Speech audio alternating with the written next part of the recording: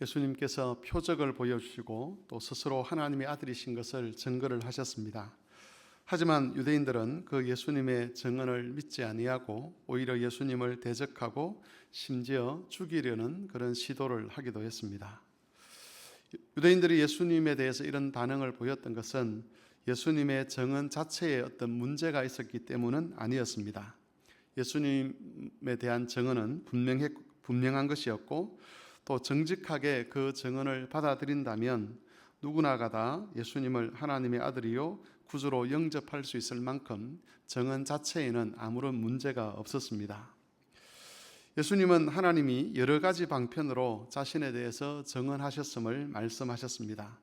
하나님께서 예수님을 증언하신 첫 번째 방법은 표적을 통한 증언이었습니다. 예수님이 행하신 이적과 기적은 사람들의 수준에서는 할 수 없는 그런 일들이었습니다. 하나님만이 그런 표적을 행할 수 있었기 때문에 진정으로 표적에 대한 것을 인정했다면 유대인들도 예수님을 하나님의 아들이시요 그리스도로 고백할 수가 있었을 겁니다. 하나님께서 사용하신 두 번째 증언은 세례 요한을 통한 증언이었습니다. 세례 요한은 당시에 하나님의 선지자로 인정받던 사람이었습니다. 그 세례 요한의 권위를 인정한다면 세례 요한이 증거하는 대로 예수님을 믿을 수가 있었습니다. 세 번째는 하나님께서 친히 사람들의 마음에 증언하시는 방법이었습니다. 이것은 36절, 37절에 기록되어 있습니다. 이 하나님의 증언은 어떤 직접적인 소리가 사람의 귀에 들리는 그런 증언은 아니었습니다. 다만 하나님께서 각 사람의 마음에 확신을 주심으로 예수 그리스도께서 하나님의 아들이신 것을 알도록 하신 것입니다. 그리고 하나님이 사용하신 네 번째 방법은 구약 성경을 통한 증언이었습니다. 예수님은 유대인들이 연구하는 그 성경에는 영생을 얻게 하는 진리가 담겨 있다라고 말씀하셨고, 그리고 그 진리가 바로 예수 그리스도 자신임을 말씀하셨습니다. 그래서 영생을 얻고자 하는 정직한 마음으로 성경을 읽는 사람이라면 누구든지 예수님을 하나님의 아들로 믿게 될 것이라고 말씀을 하셨습니다.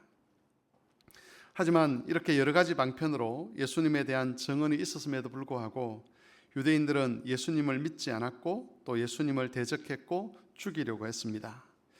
이것은 증언 자체에 부족함이 있었다거나 또는 증언이 모호했기 때문이 아니었습니다. 증언은 완벽했고 분명했습니다. 그럼에도 유대인들이 예수님을 믿지 않은 것은 그들의 마음이 악했기 때문입니다. 42절에서 예수님은 유대인들의 악함에 대해서 말씀하시면서 하나님을 사랑하는 것이 너희 속에 없다라고 그렇게 말씀을 하셨습니다.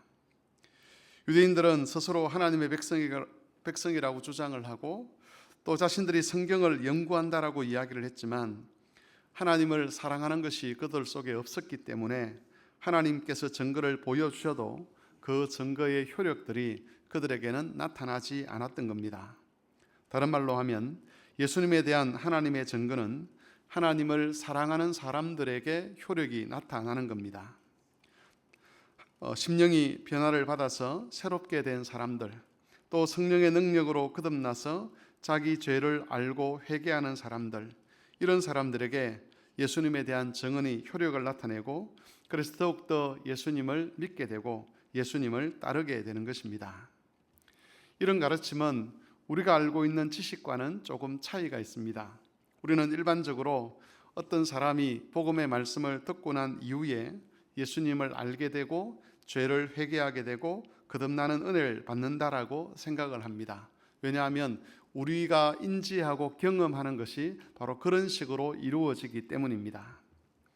하지만 성경은 우리가 경험하는 것과 일이 이루어지는 것 사이에는 약간의 차이가 있다는 것을 말씀해 주고 있습니다. 다시 말해서 우리의 심령이 새로워지지 않는다면 복음의 말씀이 아무리 분명하게 증거되어도 그것이 열매를 맺을 수가 없는 것이지요.